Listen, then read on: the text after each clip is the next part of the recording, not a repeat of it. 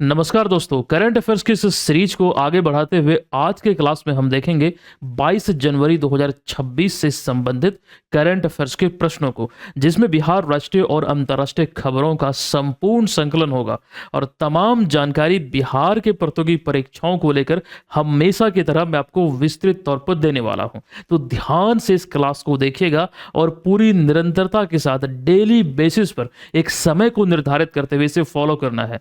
चलिए सेशन की शुरुआत करते हैं। पिछले क्लास में एक प्रश्न हमने आपसे पूछा था, सबसे पहले यहां पर हम इस प्रश्न को ही देख लेते हैं। तो प्रश्न क्या था? 2026 में 18वां ब्रिक्स शिखर सम्मेलन जिसकी मेजबानी भारत के द्वारा किया जाएगा, यानी कि भारत की मेजबानी में ये आयोजित होगा। फिलहाल इस समय तक इसका डेट सामने नहीं आया है और आपसे पूछा गया कि बताएं कि भारत अब तक कितनी बार इस सम्मेलन की मेजबानी कर चुका है।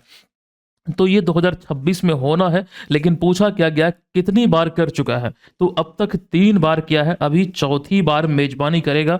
ब्राजील में 17वां ब्रिक्स शिखर सम्मेलन आयोजित हुआ था। अब फाइनली ब्राजील की तरफ से जो कमान है, जो अध्यक्षता है, वो भारत को सौंपी गई है। कई सारी चीजें यहां से हमने डिस्कस किया था। हमने ये भी आपको बोला था कि 18वां G20 शिखर सम्मेलन भारत में आयोजित हुआ था, तो ये वाला भी 18वां है, ब्रिक्स वाला। कई और चीजें थी, डिटेल में चर्चाएं हुई थी और पूरी जानकारी के लिए आपको पिछले क्लासेस को जो आपका छूटा हुआ है उसे देखना पड़ेगा। इसलिए मैं कहता हूं एकदम चेन बना के रेगुलर क्लासेस को फॉलो कीजिए। अच्छा, करंट अफेयर्स के हमारे जितने भी मटेरियल हैं, तो उन सभी मटेरियल को आप बीएम ऑनलाइन लर्निंग एप्लीकेशन के माध्यम से प्राप्त कर सकते हैं। अभी एक शानदार ऑफर भी आपके पास है, 50% का ऑफ है तमाम कोर्स में। न्यू 50 एक कूपन कोड नए अभ्यर्थियों को जो पहली बार ऐप डाउनलोड करेंगे उनको मिलेगा और इसका आप लोग लाभ उठाइएगा। 50% के एकदम डिस्काउंट पे नाम मात्र की फी पर आप इसको ज्वाइन कर पाएंगे, तैयारी आपकी बेहतर हो जाएगी। अभी एक रिसेंटली ये वाली जो पीडीएफ लॉन्च हुई है, 152 पेज है, वार्षिकांक एडिशन है, ये भी आपको उसी में मिल जाएगा विजेता बैच में। चलिए आप लोग जरूर डाउनलोड कीजिएगा, तमाम मटेरियल इसमें आपको अच्छे रूप में एकदम स्ट्रक्चर वे में मिलेगा। अब आते हैं पहले प्रश्न पे। दोस्तों पहला प्रश्न बहुत इंपॉर्टेंट है। नितिन नवीन, जिन्हें जनवरी 2026 में भाजपा का 12वां राष्ट्रीय अध्यक्ष बनाया गया है, किस राज्य के पहले व्यक्ति हैं जिन्होंने यह पद संभाला है, जो इस पद तक पहुंचे हैं? एक बड़ा पद है किसी भी राजनीतिक पार्टी के दृष्टिकोण से, और वैसे अगर भाजपा की बात हो तो ये बोला जाता है कि ये दुनिया की सबसे बड़ी राजनीतिक पार्टी है। अच्छा, इस बात में कितनी सच्चाई है, इसका क्या प्रत्यक्ष प्रमाण है, ये मुझे नहीं मालूम, लेकिन कई लोग ये संबोधित करते हैं इस तरह से कि दुनिया की सबसे बड़ी राजनीतिक पार्टी है भाजपा। अच्छा, फिलहाल यहाँ पर यह हमारा टॉपिक नहीं है। टॉपिक यहाँ पर यह है कि 12वां राष्ट्रीय अध्यक्ष जो बने हैं नितिन नवीन, ये बिहार के हैं। तो इस पद पर पहुंचने वाले बिहार के पहले व्यक्ति हैं नितिन नवीन, जिन्हें आप यहां पर तस्वीर में देख रहे हैं। दोस्तों कई सारी चीजें, जैसे कि भारतीय जनता पार्टी के 12वें राष्ट्रीय अध्यक्ष बने हैं नितिन नवीन, ये तो एक इंपॉर्टेंट पॉइंट है, लेकिन उनकी नियुक्ति जो हुई थी दिसंबर 2025 में ही, मतलब कार्यकारी अध्यक्ष के रूप में हुई थी, लेकिन फाइनली इन्हें स्वतंत्र प्रभार दिया गया है। अच्छा, उन्होंने किनका स्थान लिया है? तो उन्होंने 12वें अध्यक्ष के रूप में जेपी नड्डा का स्थान लिया है। एक पॉइंट और यहां से एराइज होता है कि वे भाजपा के अब तक के सबसे युवा राष्ट्रीय अध्यक्ष, यानी कि अब तक जितने भी अध्यक्ष हुए हैं, मतलब उनमें से सबसे कम उम्र इनकी ही है।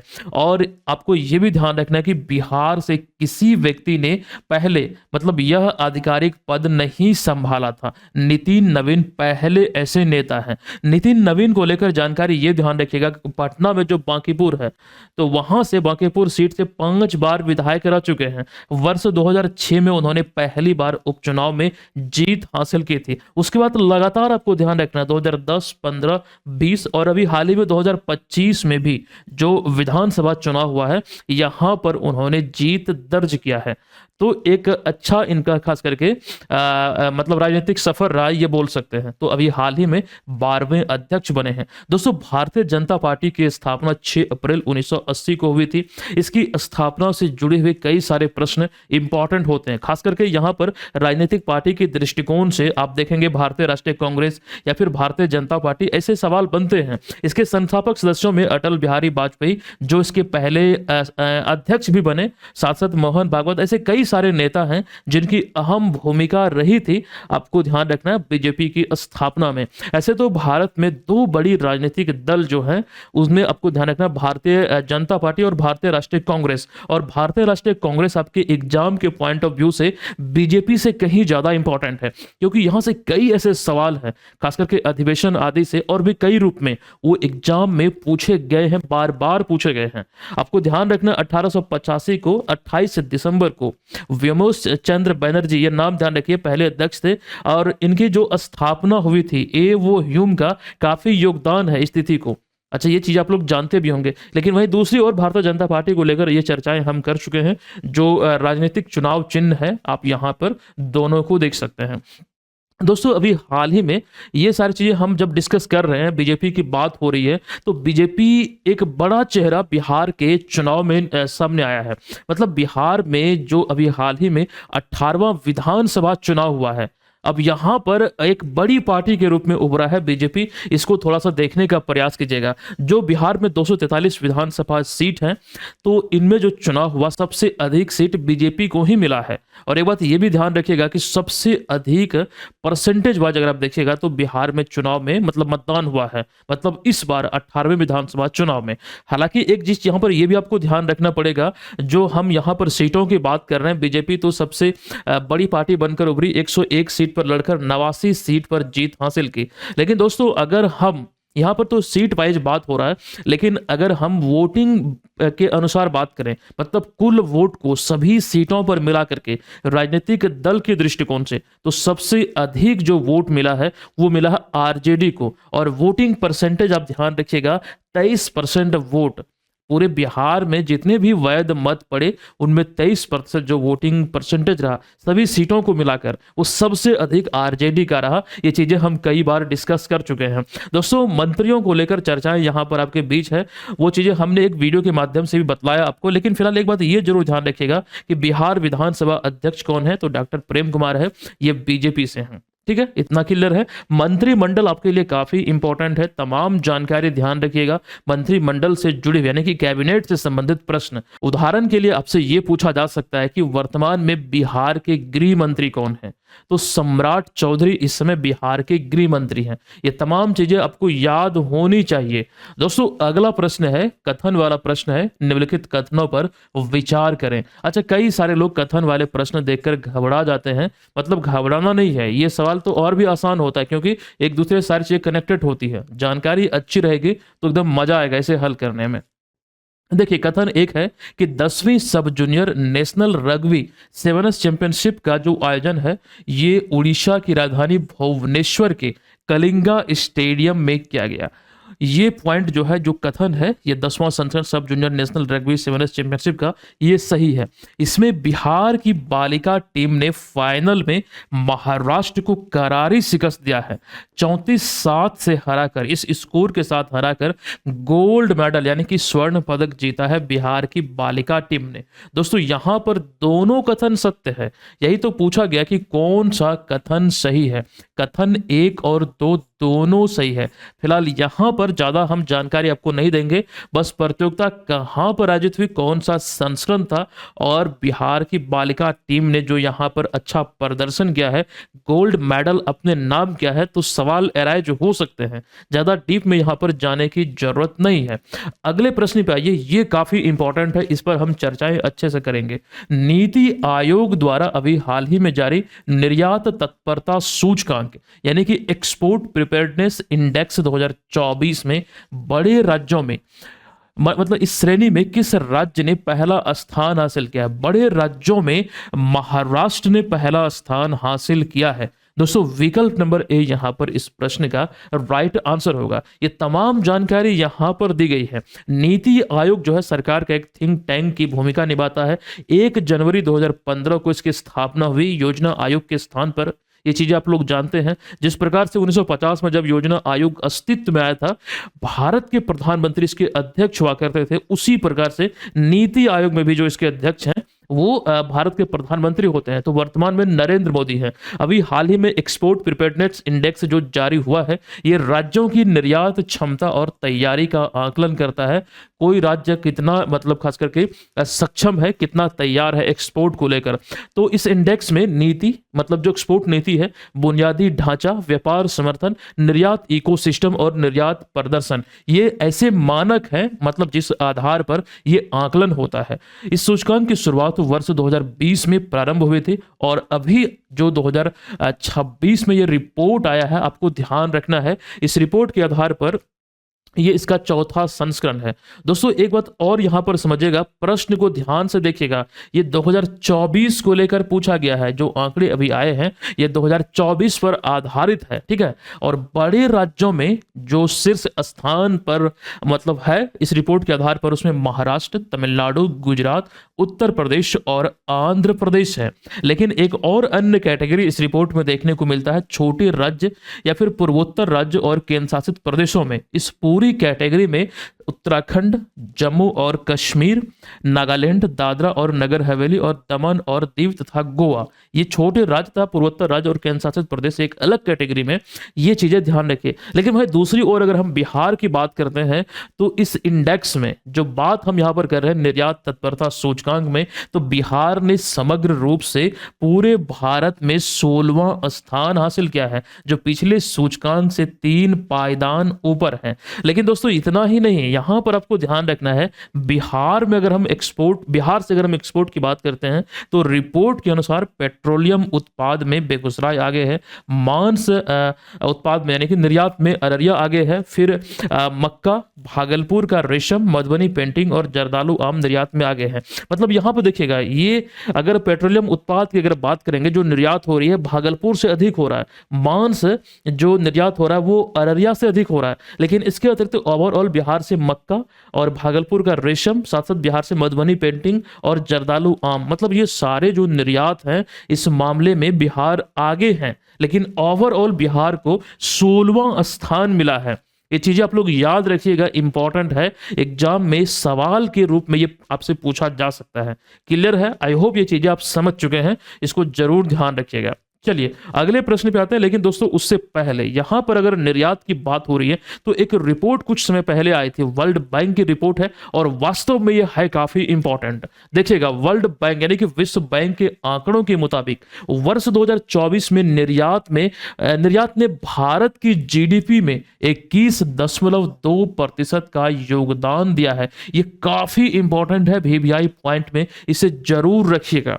निर्यात ने भारत की जीडीपी में इतना योगदान दिया है। एक बात और, 2025 में शीर्ष अर्थव्यवस्था वाले देशों में अमेरिका तो पहले स्थान पर है। वाकई में पहले क्या, बहुत मतलब ऊंचे स्थान पर है। आप बोल सकते हैं अगर कंपैरिजन करेंगे, देखिए अमेरिका पहले स्थान पर है, भारत चौथी बड़ी अर्थव्यवस्था बना है, लेकिन फासला जो है वो बहुत अधिक है। ये चीज ध्यान रखिए, जापान को भी पीछे छोड़ा है, उससे पहले भारत ने ब्रिटेन को पीछे छोड़ा था। ये जानकारी आपको मालूम होगी। दोस्तों एक और जानकारी, world travel and tourism council द्वारा एक रिपोर्ट अभी हाल ही में आई थी 2024-25 पर आधारित, पर्यटन और अर्थव्यवस्था के मामले में भारत जो है अपना देश, ये विश्व में 8वें स्थान पर है पर्यटन अर्थव्यवस्था के मामले में।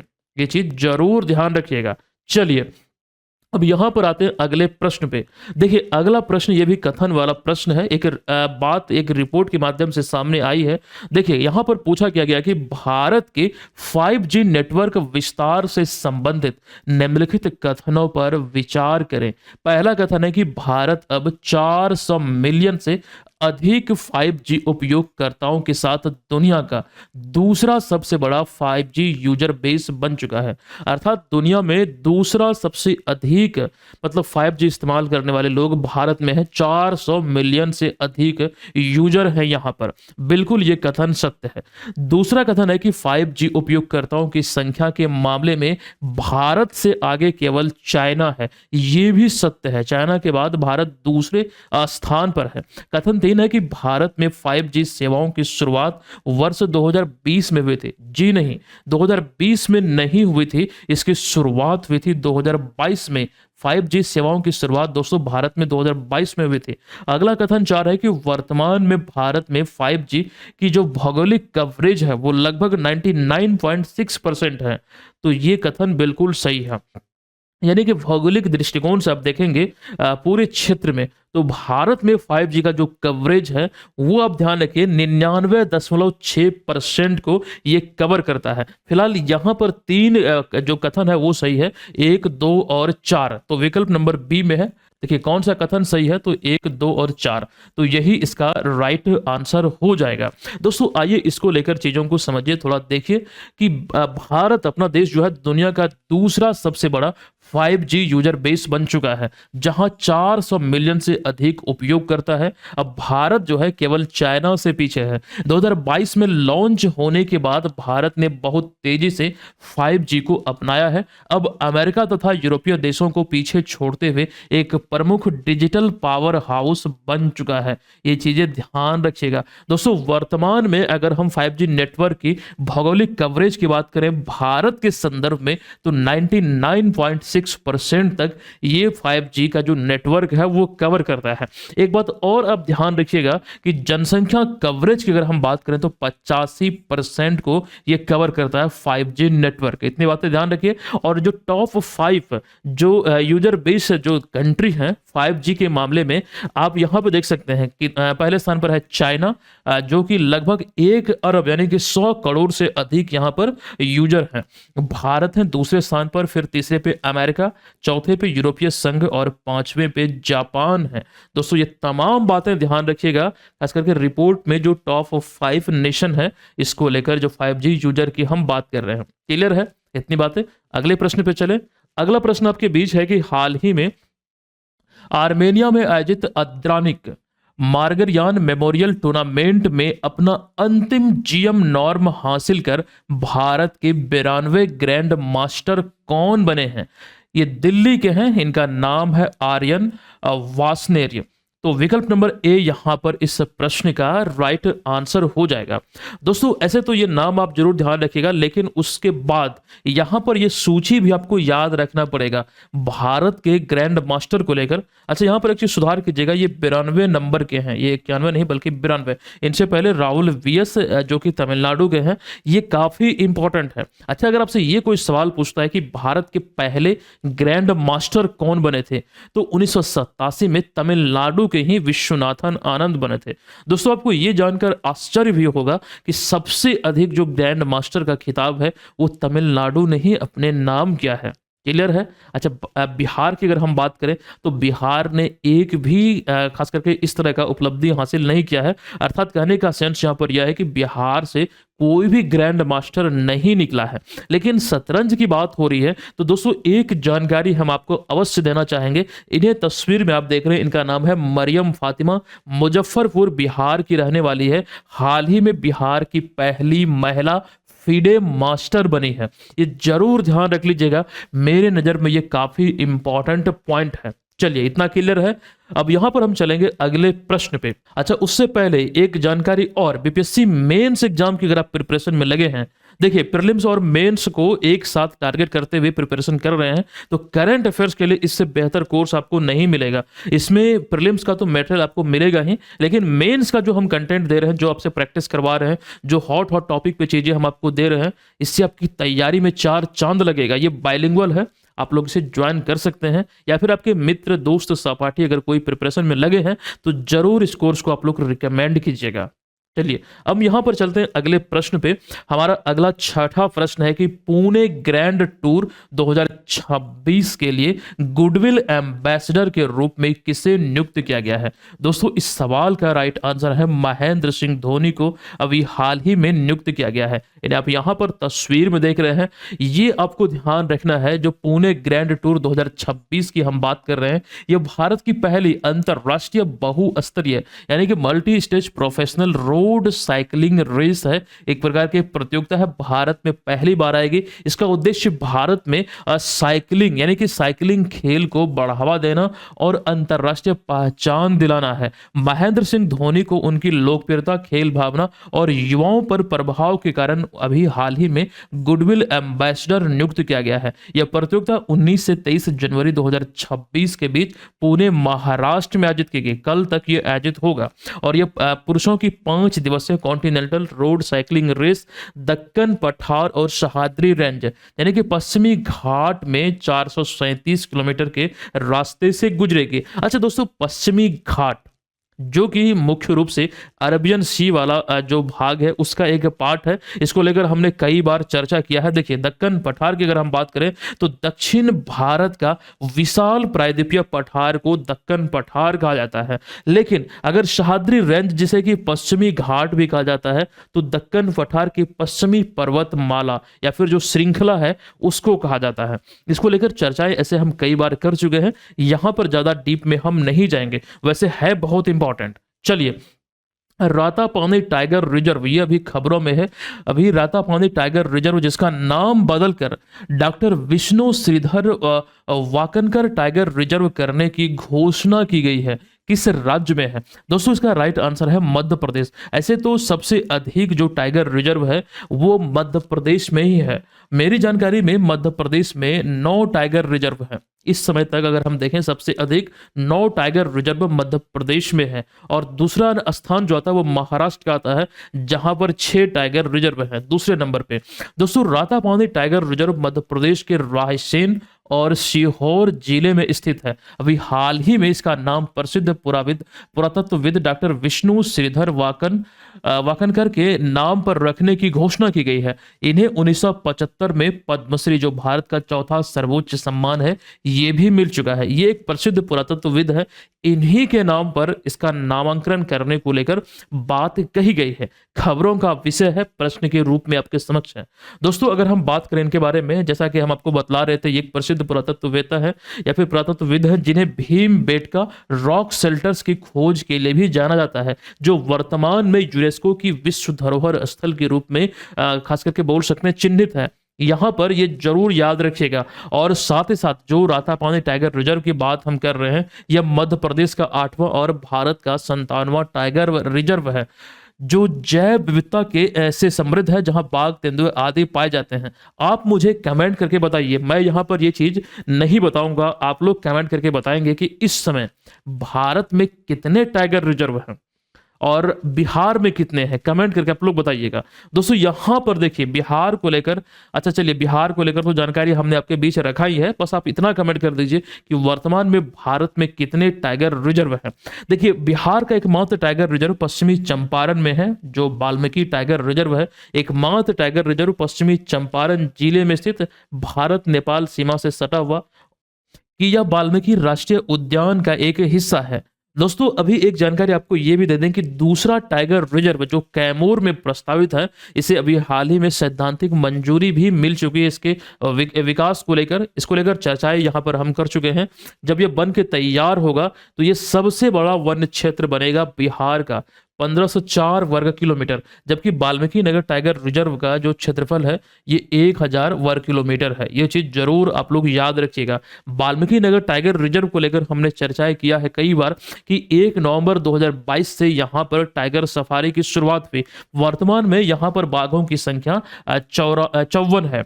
और एक जानकारी और, प्रोजेक्ट टाइगर और प्रोजेक्ट चीता, प्रोजेक्ट टाइगर की जो शुरुआत हुई थी 1973 में इंदिरा गांधी के कार्यकाल में हुई थी, लेकिन प्रोजेक्ट चीता जो 2022 में शुरू हुआ नरेंद्र मोदी के कार्यकाल में। तो ये चीजें ध्यान आप लोग रखेंगे। दोस्तों, इतना ही नहीं, कुछ जानकारी और हम यहाँ पर आपको देंगे। जैसे मेरे पीछे एक खौफनाक जो तस्वीर आप देख रहे हैं, मतलब अगर किसी शख्स के सामने अगर ऐसी अवस्था में, सपोज कीजिए ये रियल में मेरे सामने अगर ऐसे रहता तो समझिए कि मेरी क्या हालत हुई होती।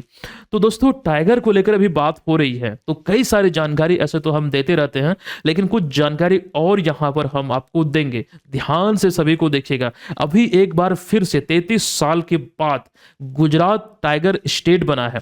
दरअसल 33 साल के बाद यहां पर टाइगर की मौजूदगी पाई गई है। इसको लेकर जानकारी ऐसे तो हमने आपको दिया था, लेकिन वो चीजें आप यहां पर भी देख सकते हैं कि 33 साल बाद यहां पर मौजूदगी पाई गई है। इसके साथ ही गुजरात को फिर से टाइगर स्टेट का दर्जा दिया गया। दोस्तों, 1992 में बाघ गणना जो हुआ था, मतलब जो जनगणना होती है, ठोस प्रमाण नहीं मिला था, कोई फोटो आदि सामने नहीं आया था, जिसके बाद से जो टाइगर स्टेट का जो दर्जा था वो छीन लिया गया था गुजरात के पास से, लेकिन अब पुनः दिया गया है। और एक चीज और, बिल्ली की जो बड़ी प्रजाति है उनमें से 3 जो प्रजाति है बिल्ली की प्रजाति में, जैसे कि शेर, बाघ, तेंदुआ यहाँ पर रहते हैं, और ऐसा पहला राज्य है जहां पर ये तीनों प्रजाति पाई जाती है। ऐसे तो शेरों का, एशियाई शेरों का एक घर है, सबसे अधिक यहीं पर गिर वन क्षेत्र में पाए जाते हैं। हालांकि बाघों की संख्या सबसे अधिक मध्य प्रदेश में है, एशियाई शेर गुजरात में। ये चीज आप लोग जानते हैं। अच्छा दोस्तों, उसके बाद जो हम बात कर रहे थे बिल्ली की प्रजातियों को लेकर, actually international big cat alliance, ये जरूर ध्यान रखिएगा, इसका उद्देश्य है बिल्ली की 7 बड़ी प्रजातियों को संरक्षण देना,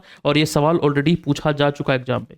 इसकी शुरुआत कब हुई थी? 2023 में कर्नाटक के मैसूर में, जब प्रोजेक्ट टाइगर की स्थापना का 50 वर्ष पूरा हुआ था। नरेंद्र मोदी के द्वारा इसकी शुरुआत की गई थी, और 16वां ब्रिक्स शिखर सम्मेलन जो कजान रशिया में आयोजित हुआ, वहां पर इसको एक प्रकार से ब्रिक्स देशों द्वारा मान्यता दिया गया था। दोस्तों, अभी 17वां ब्रिक्स शिखर सम्मेलन रियो डी जेनेरियो ब्राजील में हुआ है। 18वां भारत में होना है, 2026 में होना है। ये चर्चाएं हम कर चुके हैं आपके बीच। वर्तमान में ब्रिक्स में सदस्य देशों की संख्या कितनी है? तो 10 सदस्य हैं। ब्रिक्स का पहले नाम था brick, Brazil, Russia, India, China, फिर साउथ अफ्रीका शामिल हुआ। 2024 में मिस्र, ईरान, इथियोपिया और यूएई शामिल हुआ। फिर 2025 जनवरी में इंडोनेशिया शामिल हो गया, अथवा इंडोनेशिया सबसे नवीनतम सदस्य है। अच्छा, वाल्मीकि नगर टाइगर रिजर्व से संबंधित ये कुछ प्रश्न है जो विभिन्न एग्जाम में पूछे गए हैं। आप लोग चाहें तो इसको देख सकते हैं। फिलहाल मैं इसे स्किप करूंगा, चलूंगा अगले प्रश्न पे। ये रहा अगला प्रश्न। निम्नलिखित में से किस पुरुष क्रिकेटर को हाल ही में दिसंबर 2025 के लिए ICC player of the month award से सम्मानित किया गया है? दोस्तों, ये ICC player of the month award जो शुरू हुआ था जनवरी 2021 में हुआ था। इसकी शुरुआत जो मानी जाती है, मतलब जो सामने आई है बात की, 2021 जनवरी महीने में शुरू हुआ था। और एक चीज ध्यान रखिए, ये पुरुष और महिला दोनों वर्गों में दिया जाता है। आपसे यहां पर पूछा गया कि इस पुरुष क्रिकेटर को दिसंबर 2025 के लिए अभी हाल ही में जो घोषणा हुई दिया गया है, तो ऑस्ट्रेलिया के तेज गेंदबाज मिचेल स्टार्क को अभी यह सम्मान दिया गया है। ऐसे तो ये सूची आप यहां पर देख रहे हैं। दिसंबर 2025 में पुरुष वर्ग में मिचेल स्टार्क और दक्षिण अफ्रीका के लॉरा वॉल्फार्ट्स, क्रमशः पुरुष और महिला वर्ग में यह सम्मान उन्हें दिया गया है। इतना ही नहीं, यहां पर यह कंप्लीट जानकारी जनवरी 2025 से लेकर दिसंबर 2025 तक का आप देख रहे हैं। दोस्तों, 2025 दिसंबर महीने में दक्षिण अफ्रीका की कप्तान लॉरा वॉल्फार्ट्स सम्मानित किया गया। लेकिन यहां पर अक्टूबर वाले पर भी जरा नजर डालिएगा, यहां पर भी लॉरा वॉल्फार्ट्स का नाम आपको दिखेगा। तो ऐसे में एक चीज ये समझिएगा कि ये दूसरी बार है जब इन्हें ये खिताब, सम्मान मिला है लॉरा वॉल्फार्ट्स को, और दक्षिण अफ्रीका को ही तो हराकर भारतीय महिला टीम ने क्रिकेट विश्व कप का खिताब 52 साल के बाद अभी हाल ही में जीता है। हरमनप्रीत कौर की कप्तानी में, डायना एडुल्जी की कप्तानी में 1978 में पहली बार वर्ल्ड कप खेली थी भारत। हालांकि शुरुआत 1973 में ही हो चुकी थी। तो 52 साल का समय लगा इस खिताब को जीतने में। ये चीज जरूर याद रखिएगा। आप लोग चाहें तो इसका स्क्रीनशॉट ले सकते हैं। यहां से ये सवाल इस तरह के पैटर्न वाले एग्जाम में अमूमन देखने को मिलता है। चलिए, उसके बाद अगला प्रश्न है, वर्ष 2026 के लिए एयरलाइन रेटिंग्स.com द्वारा दुनिया की सबसे सुरक्षित फुल सर्विस एयरलाइन किसे घोषित किया गया है? तो राइट आंसर है एतिहाद एयरवेज।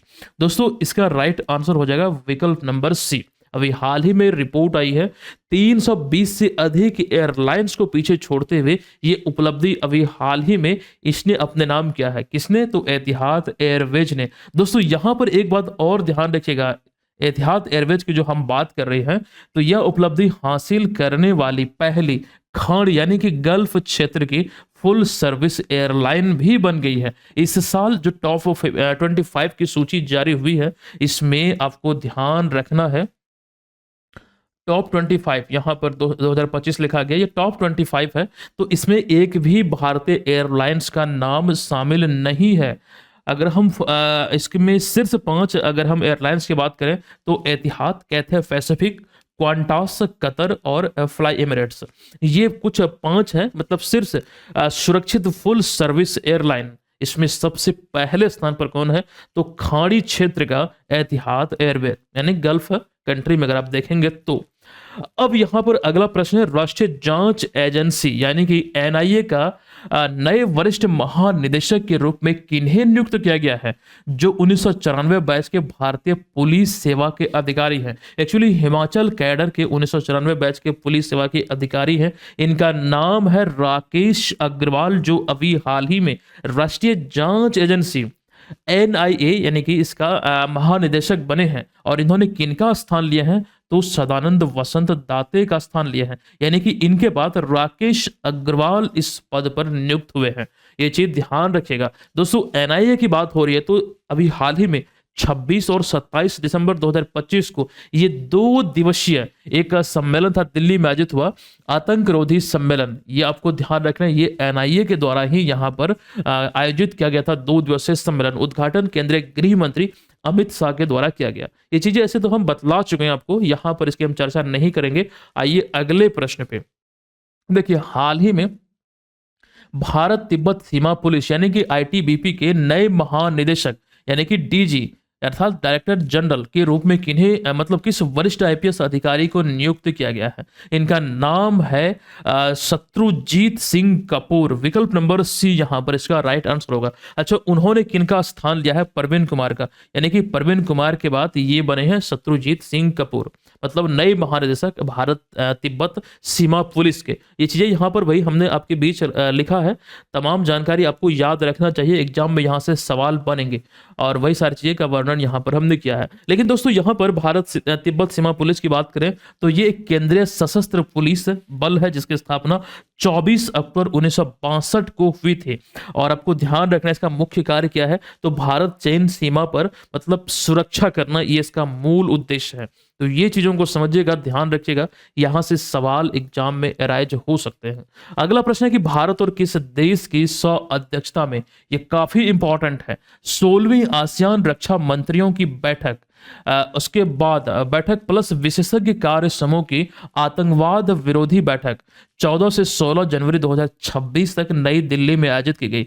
प्रश्न को एक बार फिर से पढ़िएगा, भारत और किस देश की सह अध्यक्षता में 16वीं आसियान रक्षा मंत्रियों की बैठक प्लस विशेषज्ञ कार्य समूह की आतंकवाद विरोधी बैठक 14 से 16 जनवरी 2026 को नई दिल्ली में आयोजित हुआ है। तो भारत और मलेशिया के मतलब कि संयुक्त एक प्रकार से अध्यक्षता में। तो विकल्प नंबर ए यहां पर इस प्रश्न का राइट आंसर हो जाएगा। दोस्तों, अब यहां पर यह सेशन समाप्त होता है। चलते हैं आज की क्लास के प्रश्न की ओर। ये रहा आज के इस क्लास का प्रश्न जिसका आंसर आप सभी को करना है। ठीक है, आज के सेशन को हम यहां पर समाप्त करते हैं। और जो जानकारी ऑफर के बारे में हमने आपको दिया था, आप लोग इस कूपन कोड जो न्यू 50 कूपन कोड आपको दिख रहा है, इसका लाभ उठाइए और तमाम कोर्स पर, जैसे कि ये वाली जो कोर्स है जो आपको दिख रहा है विजेता बैच है, ऐसे तो रेगुलर फी है 365 रुपये, लेकिन ये आपको 200 से भी कम में मिल जाएगा। तकरीबन 150 के आसपास ये लगेगा। 50% यहाँ पर आपको ऑफ मिलेगा। मतलब ये आप ध्यान रखिए, काफी इंपॉर्टेंट ये आपके लिए है। मतलब यहां पर इससे अच्छा जो सुनियोजित जो मटेरियल है वो कहीं नहीं आपको मिलेगा। एक सुनहरा अवसर है, 200 से कम रुपये में आप इसे ज्वाइन कर पाएंगे। विशेषताओं में सबसे बड़ी विशेषता यहां पर यह है कि जिस तिथि से आप ज्वाइन करेंगे तब से अगले 1 साल तक आपको मिलता रहेगा। जो आपका पीछे छूट चुका है 2024 का, 2025 का, अब तक का, वो सभी आपको निःशुल्क मिल जाएगा। तो फटाक से भी जाइए, एप्लीकेशन को डाउनलोड कीजिए और एकदम फटाक से कोर्स को ज्वाइन कीजिए। धन्यवाद। जय हिंद।